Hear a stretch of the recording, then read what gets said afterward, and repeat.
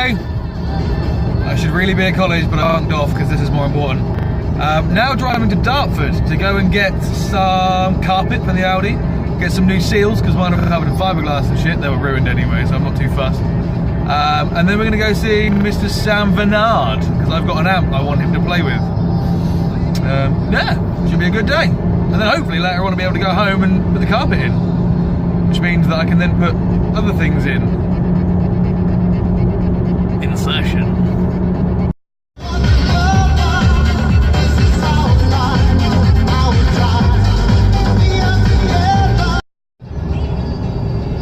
Does anybody else see planes flying overhead on nice days and sort of think, fuck you! Fuck you, people with money! I mean, don't get me wrong, if I hadn't started this stupid project, I could have had a holiday every 2 months! But no! I decided to get a fucking project that's going to fall apart as soon as I fix it, because you know as soon as I turn it on, the door's going to fall apart, and then something else is going to break, and then something else in the door's going to break, and then something else in the door's going to break, because I bought an Audi. Why is it not until you're about 20 minutes away does your body go, good God, I need a piss? I have no idea what services are. However, I do seem to have joined the M25 on a day where it's actually moving. So that's pleasant. They come off at Thurrock, need a piss, can't not piss, lorries, many lorries.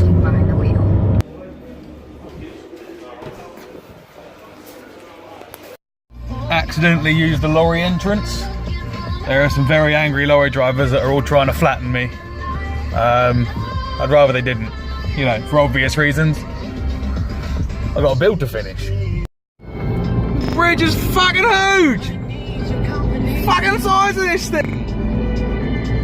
I mean, I've been over it before, but I never really get used to it. We have arrived at the home of a Mr. Samuel Vernard. I have a car full of carpet and it smells like oil. It's kind of concerning. So the worst thing that's going to happen really by putting it to the highest voltage is it will just go to protect. Yeah, it will have a shut off way before any of the components are anyway. I mean the FETs they're never going to die from they're far high enough voltage. Yeah. You could probably get away with disabling the protection and running it at what is it? You're running it at 16.8. So yeah, 16.8. Yeah. You could probably just run it at that. Well, without actually changing anything at all. Liam's went into protected 16.6, but he's got the red ones. I don't know if they're the same board. There'll be tolerances between the boards anyway. Yeah.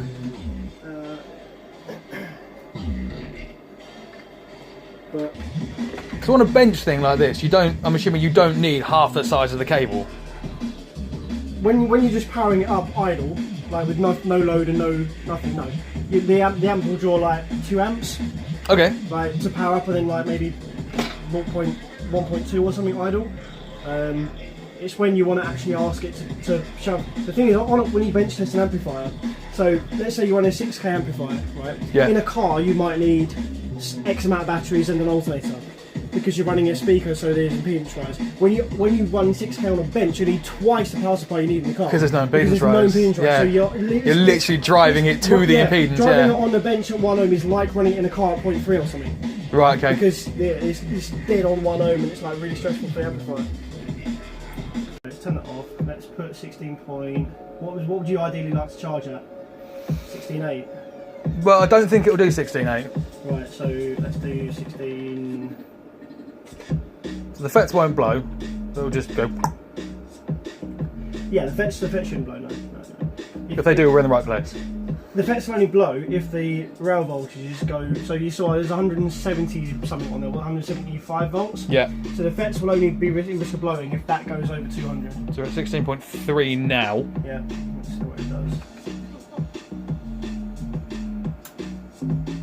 Oh, it grows. Yeah, because the voltage is slowly climbing because I've got a current limiter. Yeah. So 16.3, we've got 174 volts. That's fine. The amp's staying on. It's not going into protect. So we've got 16.3 volts. Just making some. The power supply is like definitely doing some work. Yeah, you can hear it. Yeah, you can hear it. That's the coils doing their thing. I can probe the power supply.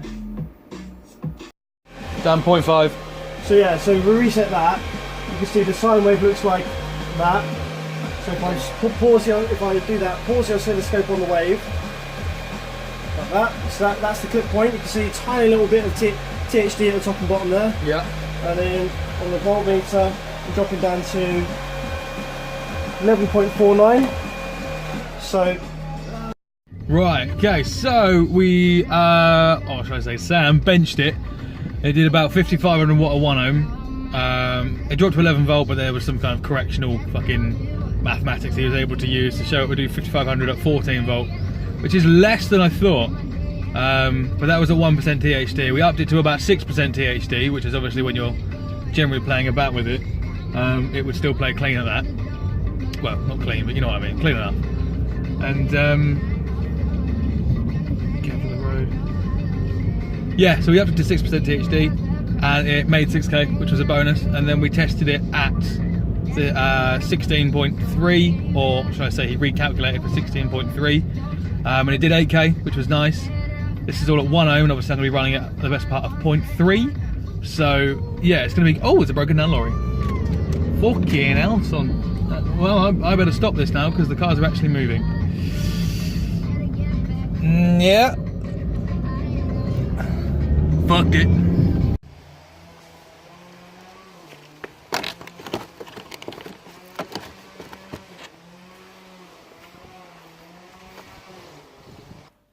This thing's filthy as shit. How much you can see because the light. There's actually green all over it. It's mouldy as bollocks. So I'm gonna clean it up, smash it on. Hopefully it'll be alright.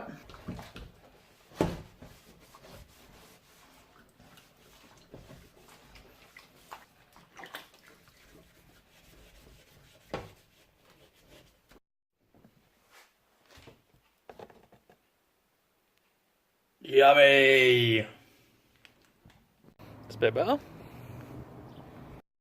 So annoyingly, the carpet that I bought, I wasn't expecting it to be like clean, but just not covered in shit would have been good.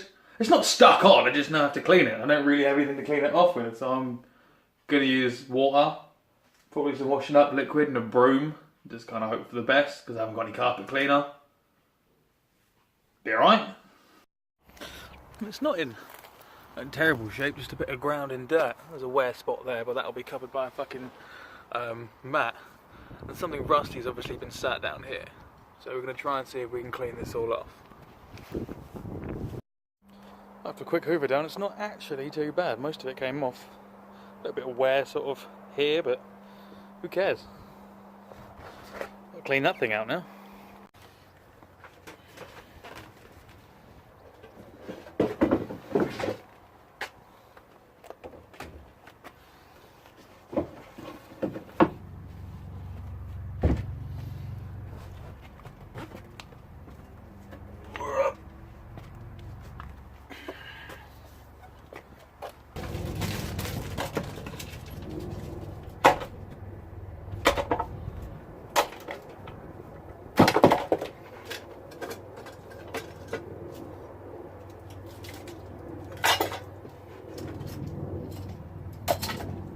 Right, and the floors are fairly clear. I need to hoover the fucking thing.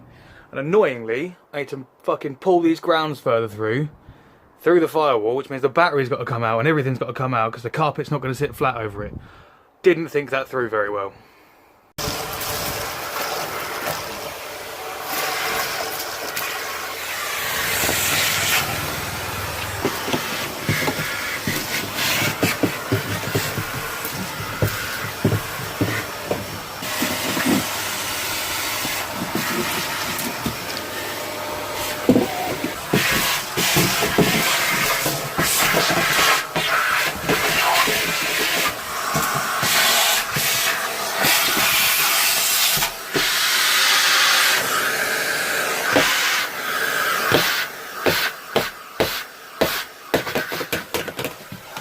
I believe it's now at the point where I can throw some carpet in it, which will be nice because then I can get these back panels on.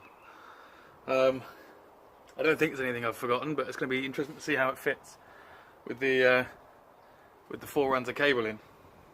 Might be a bit lumpy, but fingers crossed it won't be too obvious.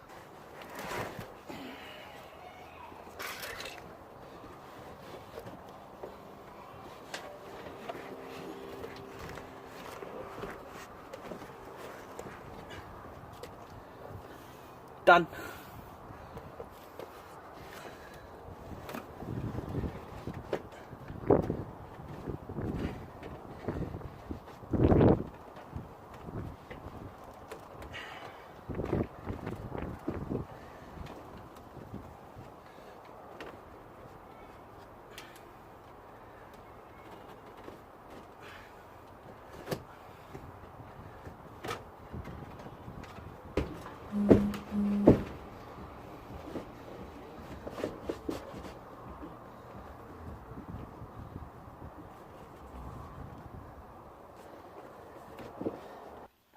So last night, again, got too dark, ran out of time. I'm just going to finish this video this morning, and then I'll film a whole load of new shit today. And I'm mad. I've just put in a centre console in. Makes it look so much more like a car. It's ridiculous. It's got a carpet, everything. I need to buy some new clips to go in here to hold this carpet down. But look at it. The difference it makes is utterly ridiculous. That's pretty cool. So this is where we're up to so far. Thanks for watching once again, and I'll hopefully see you in a couple of days. Oh, just for reference, I know the port looks small from here, but that's because the roof slants, and the slant comes past the front, so it's not going to affect it. Because if I go from here, look, it's really not that tall, but when I'm actually inside it, it's actually fairly tall. But yeah, finishes there. As you come forward, it kind of shrinks it down, so there is plenty of port space.